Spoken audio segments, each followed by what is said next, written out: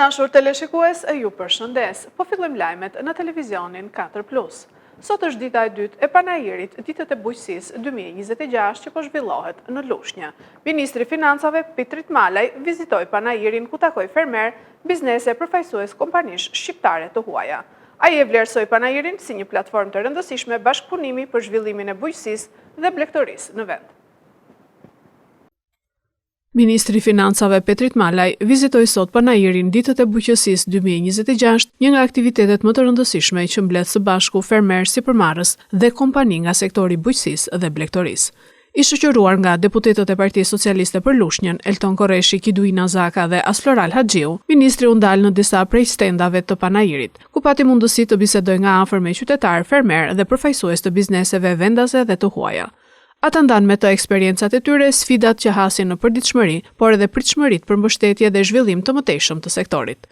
Gjatë bashkëbisedimeve, ministri Malaj theksoi se mbështetja për sektorin e bujqësisë mbetet një prioritet, duke qenë një nga shtyllat kryesore të ekonomisë së vendit. Ministri u ndal veçanërisht tek rëndësia e promovimit të produkteve vendase dhe rritjes së cilësisë së tyre, si një mënyrë për të rritur konkurrueshmërinë në tregjet e brendshme dhe ato të huaja. Sipas tij, aktivitetet të tilla ndikojnë drejt për drejt në krijimin e urave të bashkëpunimit mes fermerëve dhe investitorëve, duke sjellë më shumë zhvillim dhe mundësi për zonat rurale. Në ditën e parë të panajirit ishte i pranishëm edhe ministri i bujqësisë Andi Salla, që vlerësoi përpjekjet e fermerëve dhe bizneseve për të sjellë inovacion në këtë sektor.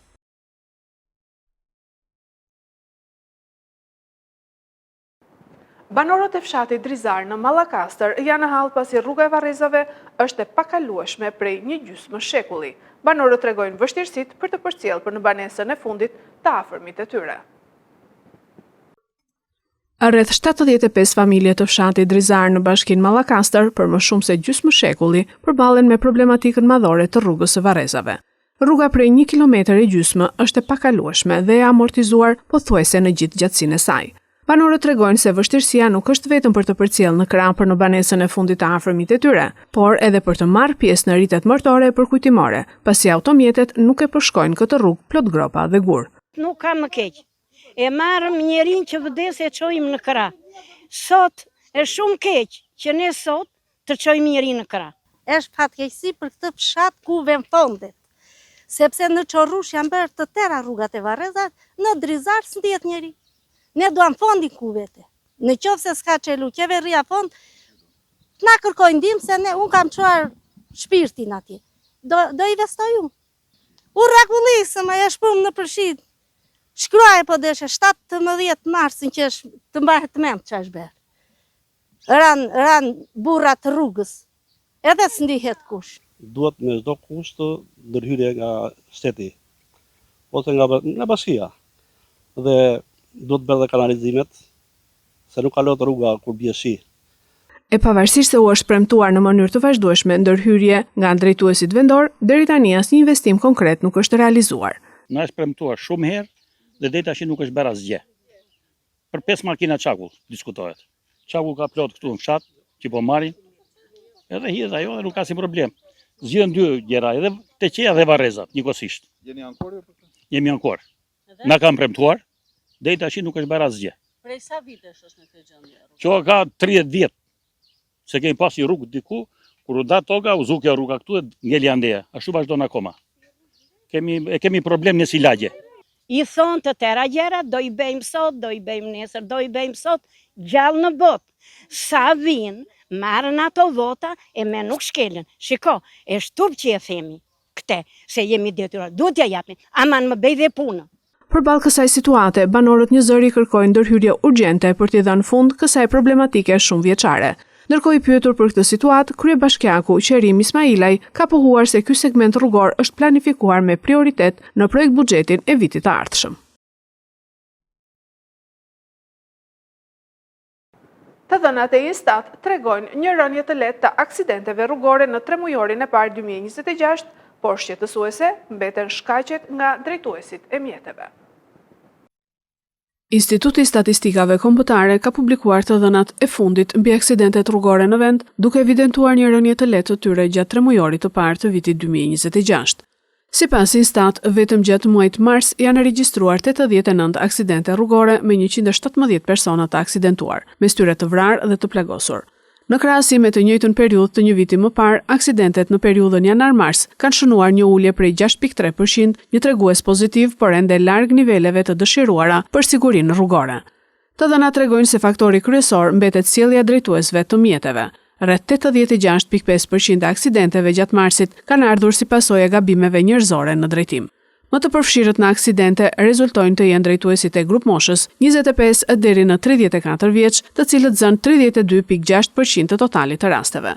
Sa i përket shpërndarjes gjatë javës, dita e njëjtë rezulton më problematikja, me 18% të aksidenteve, ndërsa dita e diel ka numrin më të ulët me vetëm 9%. Ndërkohë orari më kritik mbetet ai pasdites, nga ora 17 deri në 19, ku regjistrohet dhe përqendrimi më i lartë i aksidenteve me 23.6% të totalit. Ekspertët e sigurisë rrugore theksojnë se pavarësisht uljes së lehtë të shifrave, nevojitet më shumë ndërgjegjësim dhe respektimi rregullave për të parandaluar humbjet në jetë dhe dëmtimet në rrugë.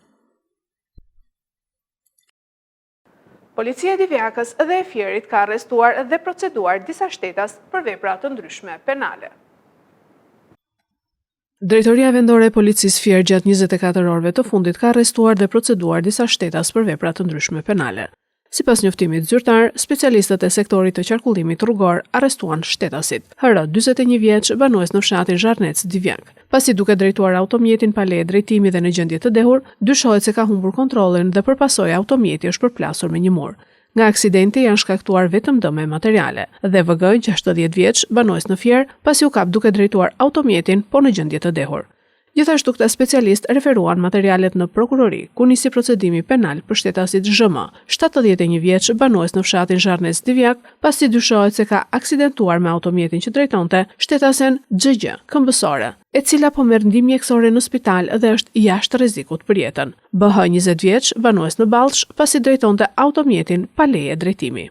Ndërkohë, specialistët për hetimin e narkotikëve referuan materialet në prokurori, ku nisi procedimi penal për shtetasit AQ 20 vjeç, banues në Fier dhe GC 37 vjeç, banues në Divjak, pasi gjatë kontrollit fizik, shërbimet e policisë gjetën sasi të vogla të lëndës së dyshuar narkotike kanabis.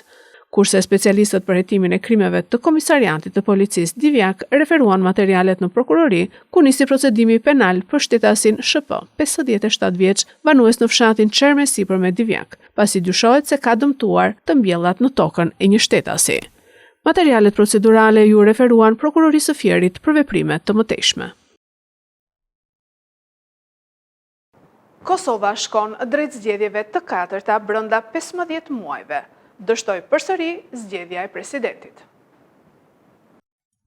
Kosova shkon sërish në zgjedhje të parakohshme pasi kuvendi dështoi të zgjedh presidentin e ri brenda afatit kushtetues. Me përfundimin e afatit në mesnat, kuvendi u shpërnda automatikisht dhe nisi numërimi për zgjedhjet që duhet të mbahen brenda 45 ditëve. Kjo është hera e katërt në vetëm 15 muaj që vendi shkon në zgjedhje, duke reflektuar një krizë të zgjatur politike. Kryeministri Albin Kurti, që do të vijojë detyrën në një qeveri në detyrë me kompetenca të kufizuara, akuzoi LDK-n dhe PD-k-n për dështimin e zgjedhjes së presidentit të ri të vendit. Ne kemi bërë të gjitha përpjekjet që vendi ynë të mos shkojë në zgjedhje të përsëritura e të panevojshme. U përpoqëm për një kandidat konsenzual, por ishte e pamundur. I ftova disa herë në takim kryetarin e LDK-s Abdi Gjiku, kryetarin e PDK-s Hamza. Ndonë se nuk ofruan asnjë propozim, në vazhdimsi jam unë ai që kam ofruar propozime edhe me emra konkret, pa tjetër me funksione për ta, por morëm veç se refuzime. Ndërkohë Lidhja Demokratike e Kosovës akuzoi kryeministrin për ciklin e ri të krizës në të cilin u fut vendi pas dështimit të zgjedhjes së presidentit të ri. Ne vjose nuk e shohim se quorum për presidentin e tyre që tashmë kishte votat e tyre, e shohim më shumë se kaq, se presidenti denjë të Republikës Kosovës, por këto vota nuk u dhanë nga lëvizjeve vendosje. Besoj që populli i Kosovës do të ketë mendim ndryshe për këtë çështje. LDK do të thejë procesin përgatitor për zgjedhjet e ardhshme, do të vijë me një listë shkëlqyeshme për këtë çështje. Besoj që shumë shpejt do të flasim, sapo që kemi diçka konkrete, por unë jam i bindur se në qenë se Zoti Kurti nuk e donte Vjosa Osmanin për presidente, populli i Kosovës do ta doj. Dhe populli i Kosovës do të vendos sa dëshiron Vjosa Osmani presidente të Republikës.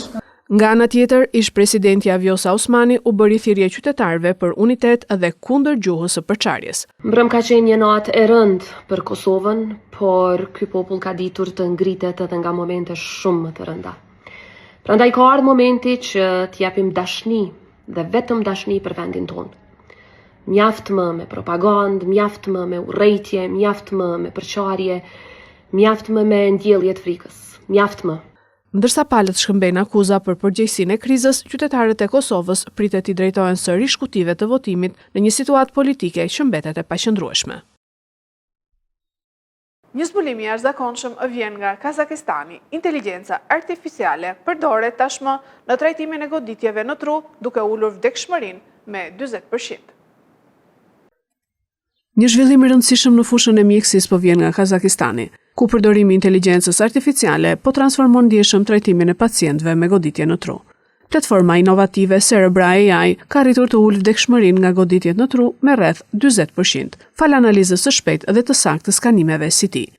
Sistemi përpunon imazhet brenda 5 deri në 10 minuta, shumë më shpejt se metoda tradicionale që kërkojnë rreth 30 minuta, duke u dhënë mjekëve një avantazh vendimtar në marrjen e vendimeve jetike. Shpejtësia në diagnozë është thelbësore në raste të tilla, pasi çdo minutë ndikon drejt për drejt në mjetesën dhe rikuperimin e pacientëve. Me ndihmën e inteligjencës artificiale, trajtimi mund të nisë më herët, duke rritur ndjeshëm shanset për shpëtim, që nga shtatori i vitit 2025 mbi 7600 pacient janë vlerësuar përmes kësaj teknologjie, ndërsa numri i rasteve të trajtuara në kohë është rritur me 150%. Ekspertët e shëndetësisë theksojnë se integrimi i inteligjencës artificiale në sistemet mjekësore përbën një hap të rëndësishëm drejt përmirësimit të kujdesit emergjent dhe reduktimit të vdekshmërisë nga sëmundjet kritike.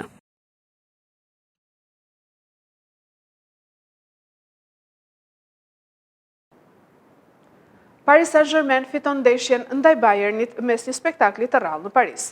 Francezët triumfojnë 5-4 dhe lënë hapur gjithçka për sfidën e kthimit në Gjermani.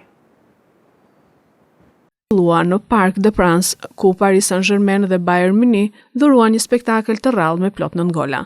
Ishin bavarezët që goditën të parët me Harry Kane, që shënoi nga pika e bardhë në minutën e 17, por reagimi i Paris Saint-Germain ishte i menjëhershëm teksa Kvaratskhelia barazoi shifrat pas një aksioni të bukur.